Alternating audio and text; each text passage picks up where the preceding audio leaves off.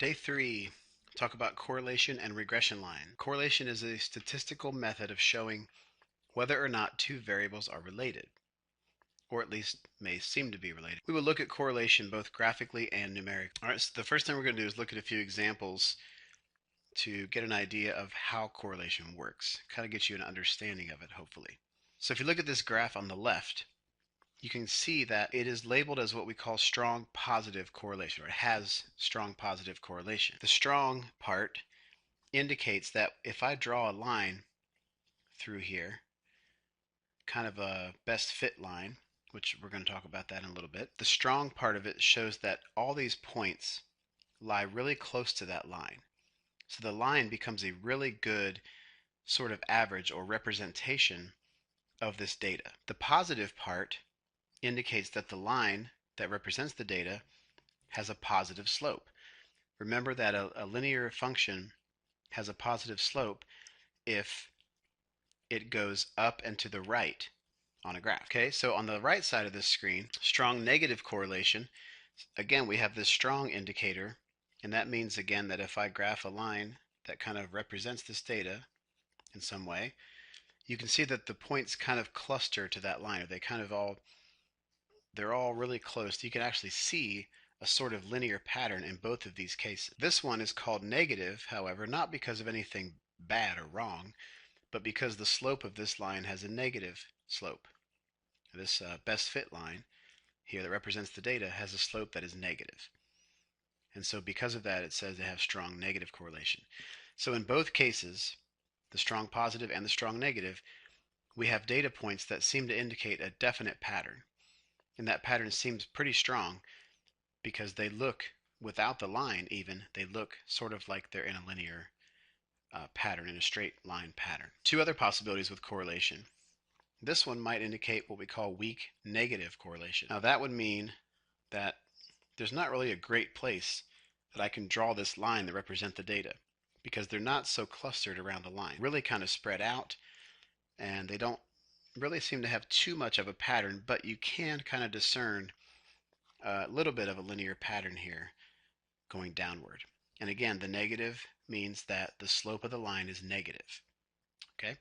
On the right side, this is weak positive. You can still kind of see a trend going up this way, but there are a couple of points out here that don't seem to quite fit the pattern as the rest of them.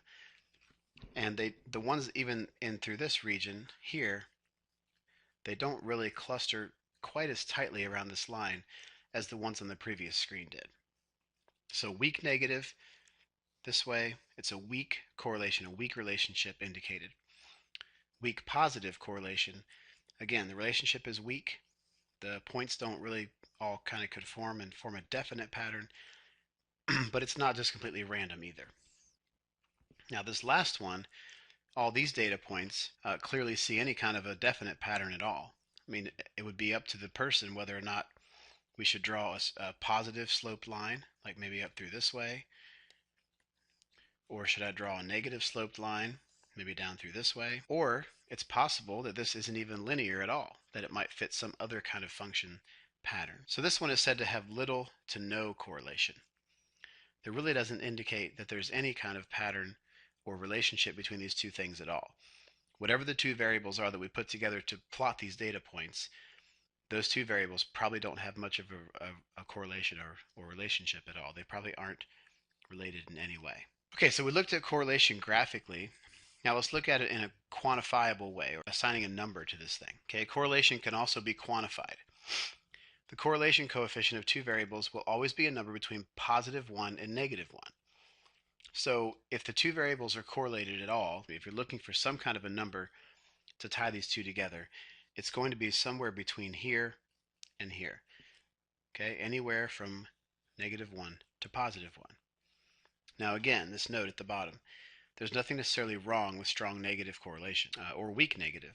That designation negative doesn't mean it's bad or wrong in some way. It just means that the line of best fit will have a negative slope. All right, so let's talk about this line of best fit. More correctly called a regression line, but line of best fit is fine.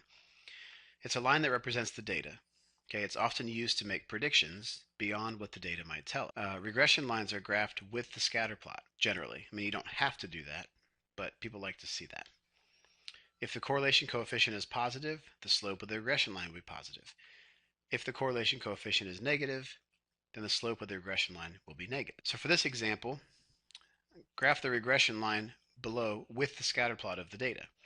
So here's the regression line, and here is its graph, this purple line. Okay, so this equation would in some way represent this data. And we've seen this a couple times now already in the videos that we've been looking at.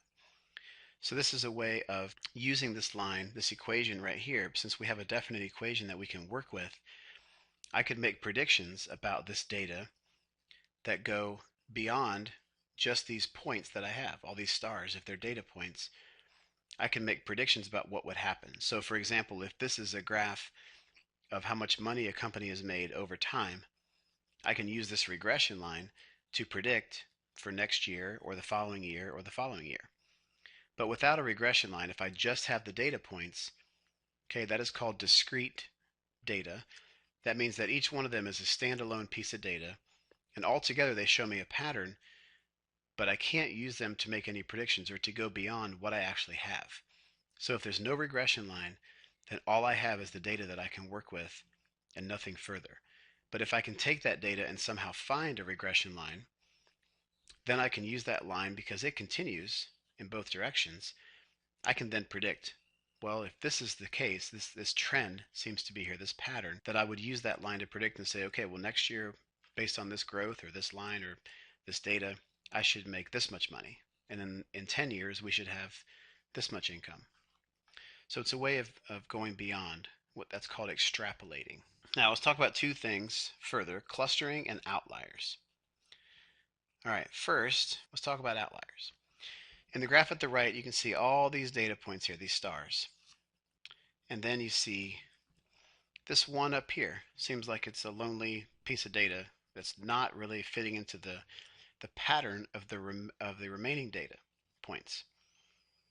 So this one datum is the singular for data, D-A-T-U-M. That one datum point here is called an outlier. Word actually kind of makes sense. It lies outside of the rest of the data.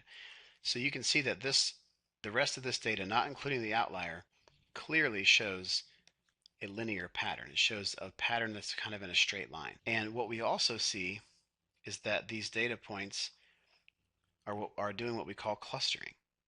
So the majority of them, all but one in this case, show a general trend. They seem to gravitate or stick together in a pattern.